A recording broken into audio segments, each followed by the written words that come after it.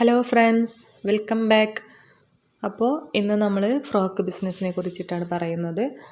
അപ്പോൾ ഒരുപാട് കാര്യങ്ങളൊന്നും എനിക്ക് അറിയില്ല. അറിയാവുന്ന കുറച്ച് കാര്യങ്ങൾ നിങ്ങളായിട്ട് ഷെയർ ചെയ്യാനാണ് വന്നിട്ടുള്ളത്. പിന്നെ എനിക്ക് പനിയായിരുന്നു. സൗണ്ടൊന്നും നല്ലോണം അങ്ങോട്ട് ക്ലിയർ ആയിട്ടില്ല കേട്ടോ. സൗണ്ടിൻ്റെ ചെറിയ പ്രശ്നങ്ങളൊക്കെ ഉണ്ട്. അപ്പോൾ നമുക്ക് വീഡിയോയിലേക്ക് പോകാം. അപ്പോൾ ആദ്യമായിട്ട് കാണുന്ന കൂട്ടുകാരാണെങ്കിൽ ചാനൽ സബ്സ്ക്രൈബ് ചെയ്തിട്ടൊന്ന് സപ്പോർട്ട് ചെയ്യാം കേട്ടോ. അപ്പോൾ ഇതിൽ ആദ്യം തന്നെ ചെയ്യേണ്ടത് നമ്മളുടേതായിട്ടുള്ള മോഡലിൽ കുറച്ച് ഫ്രോക്കുകൾ തയ്ച്ച് വെക്കുക എന്നുള്ളതാണ്. ഒരിക്കലും നമ്മൾ മറ്റുള്ളവരുടെ മോഡൽസ് എടുക്കാതിരിക്കുകയാണ് നല്ലത്. കാരണം അവരെടുക്കുന്ന മെറ്റീരിയൽസ് അത് നമ്മൾക്ക് കിട്ടിക്കൊള്ളണമെന്നില്ല. അപ്പോൾ എൻ്റെ എക്സ്പീരിയൻസാണ് ഞാൻ പറയുന്നത് കേട്ടോ. അപ്പോൾ എനിക്ക് ഒരു കസ്റ്റമർ വന്നിട്ടുണ്ടായിരുന്നു. അപ്പോൾ ആ ഒരു കസ്റ്റമർക്ക് കുറച്ച് മോഡൽസ് വേണമെന്ന് പറഞ്ഞു, സ്കേർട്ട് ആൻഡ് ടോപ്പിൻ്റെ. അപ്പോൾ എൻ്റെ അടുത്ത് സ്റ്റാർട്ടിങ്ങിൽ ഒരുപാട് മോഡൽസ് ഒന്നും ഇല്ലായിരുന്നു. അതിപ്പോഴൊന്നുമല്ല, കുറച്ച് മുന്നേ ആണ് കേട്ടോ. ഞാനിത് കുറച്ച് മുന്നേ സ്റ്റാർട്ട് ചെയ്തതായിരുന്നു. പിന്നെ അതിൻ്റെ ഇടയിൽ ഡെലിവറിയും കാര്യങ്ങളൊക്കെ വന്നപ്പോൾ ഒന്ന് നിർത്തി. ഇപ്പോൾ വീണ്ടും സ്റ്റാർട്ട് ചെയ്ത് വെച്ചിട്ടുള്ളതാണ്. അപ്പോൾ അന്ന് ഞാൻ എന്താ ചെയ്തതെന്ന് വെച്ചാൽ, നമുക്ക് നെറ്റിൽ നിന്ന് തന്നെ ഒരുപാട് മോഡൽസ് കിട്ടുമല്ലോ. അപ്പോൾ അത് വെച്ചിട്ട് ഞാൻ അതിൽ നിന്ന് ഡൗൺലോഡ് ചെയ്തെടുത്തിട്ട് അവർക്ക് വിട്ടുകൊടുത്തു. അപ്പോൾ അവർക്ക് അതേ മെറ്റീരിയൽസ് തന്നെ വേണം. അപ്പോൾ അതേ മെറ്റീരിയൽ തന്നെ വേണമെന്ന് പറഞ്ഞതുകൊണ്ട് ഇവിടെയൊന്നും അത് കിട്ടാത്തതുകൊണ്ടും ഞാൻ മഞ്ചേരി വരെ പോയി. മഞ്ചേരി പോയത് വെറുതെ ആയി എന്ന് പറഞ്ഞാൽ മതി. അവിടെ എത്തിയപ്പോൾ അവർക്ക് വേറെയൊക്കെ ഞാൻ വിട്ടുകൊടുത്തത്. നമ്മളിപ്പോൾ എന്ത് എടുക്കുകയാണെങ്കിലും അവർക്ക് വിട്ടുകൊടുക്കണമല്ലോ. അപ്പോൾ അവർക്ക് അതൊന്നും ഇഷ്ടമായില്ല. പിന്നെ ഞാൻ അവിടെ നിന്ന് മടങ്ങിപ്പോരാണ് ഉണ്ടായത്. അപ്പോൾ ഇതൊക്കെ ജീവിതത്തിൽ നമ്മളുടെ ഈ ഒരു ബിസിനസ്സിൽ എക്സ്പീരിയൻസ് ആയിട്ട് എടുക്കുക, അതിനെ അതേ വഴിയുള്ളൂ.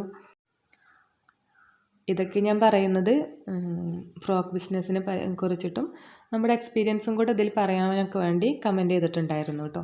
അപ്പോൾ അതുകൊണ്ടാണ്. അപ്പോൾ നിങ്ങൾക്കും ഇതുപോലുള്ള അബദ്ധങ്ങൾ പറ്റാതിരിക്കാൻ വേണ്ടിയിട്ടാണ്. അപ്പോൾ നമ്മൾ കഴിയുന്നതും നമുക്ക് അവൈലബിൾ ആയിട്ടുള്ള മെറ്റീരിയൽസ് വെച്ചിട്ട് ഫ്രോക്കിൻ്റെ മോഡൽ തയ്ക്കുക. എന്നിട്ട് അത് സ്റ്റാറ്റസ് വെക്കുക. പിന്നെ അത് വെച്ചിട്ട് ഓർഡർ കിട്ടുന്നത് നമുക്ക് ധൈര്യമായിട്ട് ചെയ്തെടുക്കാമല്ലോ. പിന്നെ അടുത്തത് നല്ല ഫിനിഷിങ്ങിൽ തന്നെ ചെയ്തെടുക്കുക എന്നുള്ളതാണ്. ഇപ്പോൾ ഒരു റെഡിമെയ്ഡ് ഫ്രോക്ക് നമ്മൾ കണ്ടിട്ടുണ്ടെങ്കിൽ അത് നല്ല ഫിനിഷിങ്ങിലായിരിക്കും. അപ്പോൾ അതേ ഒരു ഫിനിഷിങ്ങിൽ നമ്മൾ ചെയ്തിട്ടും നമുക്ക് കിട്ടണം, എങ്കിലേ അത് കസ്റ്റമേഴ്സിന് ഇഷ്ടപ്പെടുള്ളൂ. അപ്പോൾ അത്രയും ഫിനിഷിങ്ങിൽ നമ്മൾ ഒരു ഫ്രോക്ക് ചെയ്തെടുക്കുന്നുണ്ടെങ്കിൽ നമുക്ക് ഈ ഒരു ബിസിനസ് സ്റ്റാർട്ട് ചെയ്യാം. അപ്പോൾ അതിൽ പ്രശ്നമൊന്നുമില്ല. അപ്പോൾ ഫിനിഷിങ്ങാണ് ഏറ്റവും പ്രധാനം. പിന്നെ നമ്മൾ തന്നെ ഡിസൈൻ ചെയ്ത് വെച്ച മോഡൽസുകളായിരിക്കണം നമ്മൾ അത് പരസ്യത്തിനായിട്ട് ഉപയോഗിക്കുന്നത്. ഇപ്പോൾ ഇതിൽ കാണിക്കുന്ന ഫോട്ടോസൊക്കെ അധികവും കുറേ മുന്നേ ചെയ്തിട്ടുള്ളതാണ്, ഈ കുഞ്ഞു വീഡിയോസായി കാണിക്കുന്നതൊക്കെ. അപ്പോൾ ഇപ്പോൾ ചെയ്തത് കുറച്ചേ ഉള്ളൂ. സ്റ്റാർട്ടിങ്ങിൽ കണ്ടിട്ടുള്ള ആ ഒരു ബ്ലാക്കിലും പിന്നെ വേറെ കുറച്ച് ഫ്രോക്സുകൾ മാത്രമേ ഉള്ളൂ. പിന്നെ വരുന്നതൊക്കെ ഞാൻ കുറച്ച് മുന്നേ ചെയ്തിട്ടുള്ളതാണ്. അപ്പോൾ അന്ന് ഇത്രയും അറിവില്ലായിരുന്നു കേട്ടോ. ഇപ്പോഴാണ് ബാക്ക്ഗ്രൗണ്ട് സെറ്റാക്കണം, അങ്ങനെയുള്ള കുറച്ച് കാര്യങ്ങളൊക്കെ നമുക്ക് മനസ്സിലാവുന്നത് ഇത് ഓരോന്നും ചെയ്ത് വരുമ്പോഴാണ്. അപ്പോൾ ചെറിയ രീതിയിൽ സ്റ്റാർട്ട് ചെയ്യാൻ നിങ്ങൾ ആഗ്രഹമുള്ളവരാണെങ്കിൽ, എന്നിട്ട് അതങ്ങനെ അതിന്മേൽ വെച്ചിട്ട് പിന്നെ കൂടുതൽ നമുക്ക് ഓർഡേഴ്സ് കിട്ടുമ്പോൾ പയ്യെ പയ്യെ കയറിപ്പോയാൽ മതി. പിന്നെ മെറ്റീരിയൽസൊക്കെ വീട്ടിൽ കൊണ്ടുവന്ന് വെച്ചിട്ട്, അതായത് ഹോൾസെയിലായിട്ടൊക്കെ എടുത്തിട്ടൊക്കെ ചെയ്യാമെന്ന് പറഞ്ഞാൽ നമുക്ക് അത്രയും ഓർഡേഴ്സ് കിട്ടണം, എങ്കിലേ അതൊക്കെ നമുക്ക് മുതലാവുള്ളൂ.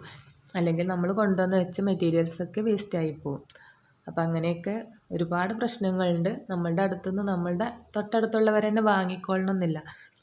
പിന്നെ നമ്മളുടെ കുടുംബത്തിലുള്ളവരും ഒക്കെ അങ്ങനെ എല്ലാവരും വാങ്ങുന്നൊന്നും വിചാരിച്ച് നമ്മൾ ഈ ഒരു ഫീൽഡിലേക്ക് ഇറങ്ങിയിട്ട് കാര്യമില്ല. നമുക്ക് ഓർഡേഴ്സ് പുറത്തുനിന്ന് വരണം. പുറത്ത് നിന്ന് നമുക്ക് കസ്റ്റമേഴ്സിനെ കിട്ടണം എന്ന ഒരു മനസ്സോടെ തന്നെ ഇതിലേക്ക് ഇറങ്ങിയിട്ട് കാര്യമുള്ളൂ. അതിന് വേണ്ടിയിട്ട് ആയിരിക്കണം നമ്മളുടെ പ്രയത്നങ്ങളൊക്കെ. അല്ലാതെ നമ്മളുടെ തൊട്ടടുത്ത് ഒരുപാട് അയൽവാസികളുണ്ട്, അവരൊക്കെ വാങ്ങിക്കുന്നൊന്നും വിചാരിച്ച് നമ്മൾ ഈ ഒരു ഫീൽഡിലേക്ക് ഇറങ്ങിയിട്ട് ഒരു കാര്യമില്ല. ഏതൊരു ബിസിനസ്സും അത്യാവശ്യം നമുക്ക് എന്താ പറയുക, കഷ്ടപ്പാടുള്ളത് തന്നെയാണ്. നല്ലോണം കഷ്ടപ്പെടണം ഇതിൽ നിന്നും എന്തെങ്കിലും കിട്ടണമെങ്കിലൊക്കെ. ഇപ്പോൾ നമ്മളുടെ വീട്ടിൽ വെച്ചാണ് ചെയ്യുന്നതെങ്കിൽ വീട്ടിലുള്ള ജോലിയും മക്കളെ നോക്കലും എല്ലാം കൂടെ ഒതുക്കി വെച്ച് പിന്നെ ടൈം ഉണ്ടാക്കിയിട്ട് വേണം നമ്മളിതിന് ഇരിക്കാൻ.